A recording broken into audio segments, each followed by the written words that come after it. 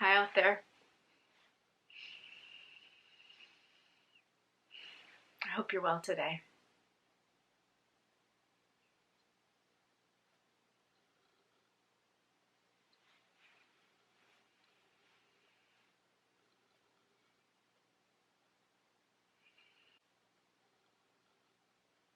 Today I brought a guest speaker. It's this rock. You can see it. Oh, it's not in focus. So this is this is an ancient guest speaker here today. Almost unfathomable ancientness in any rock when you sit with it.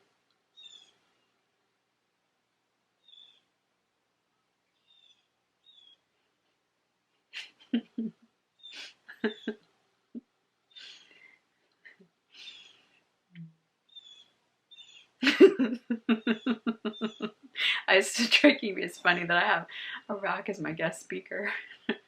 But hang in there. Let's see where this goes.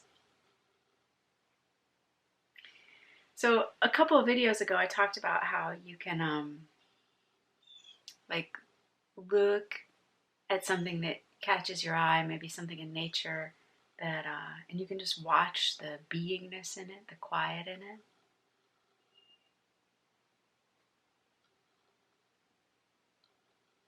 And so to take that a little further, another thing that you can do is you can actually ask things in the world questions. Like ask them questions, whether they're inquiry questions or burning questions that you have.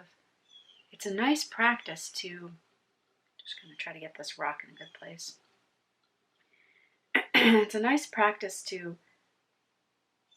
again, depending on your hookup, this can really work for some people, and then some people it's not as easy for. So just present it so that those of you out there that this resonates with, it can be helpful.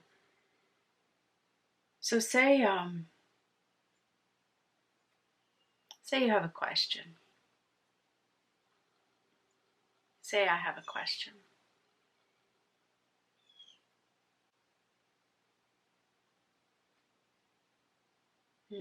I have a good question. So I just pulled this one out of some of the inquiry I've done in the past. And the thought is, it matters what people think of me. And that's a thought that really weaves itself into all of your paradigm, all of your existence, right? Most of us.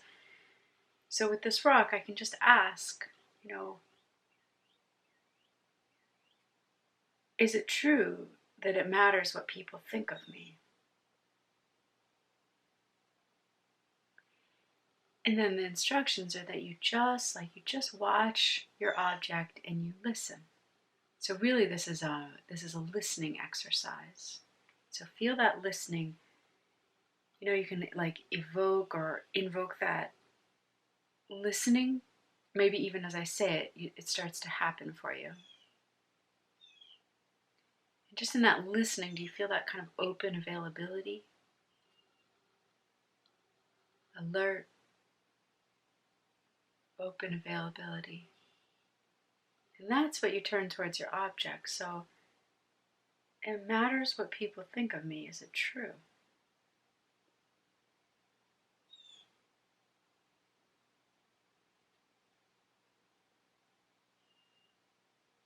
And I see what I see, I sort of see it and hear it, is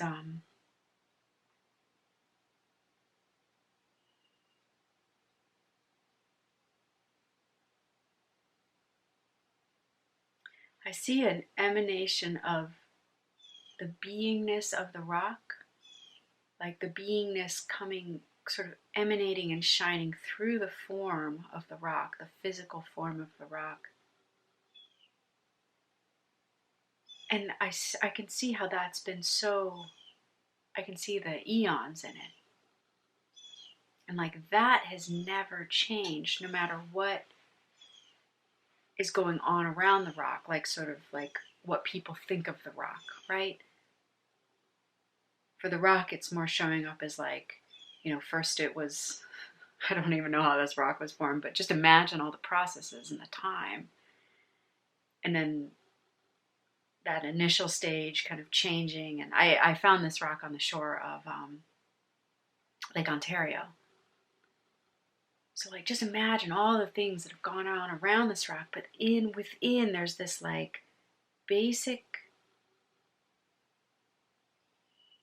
emanation of being it's never changed. It's been the same always.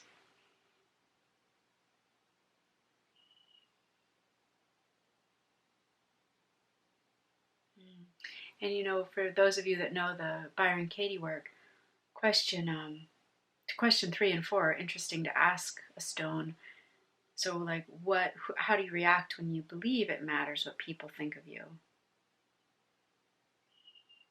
And to the stone, it's like there's no place for it to, there's no toehold, there's no hook. Like the stone is utterly without that thought. So then when I ask, who would you be without the thought that it matters what people think of you? Wow. Yeah, right away what I get is it actually doesn't even matter what happens. Like its essence, it's unalterable, that shining beingness.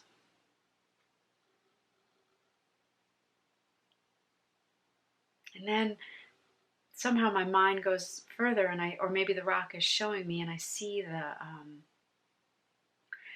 it slowly, like over sort of unimaginable time, how it's going to get smaller and smaller. And so it's like I see the form leaving, but that emanation is the same. And eventually it'll be just pure emanation of being with no form.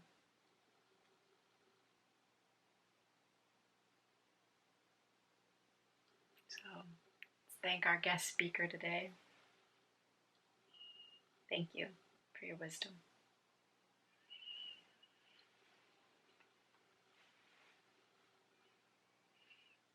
Thank you, good people. Maybe you emanate being more and more.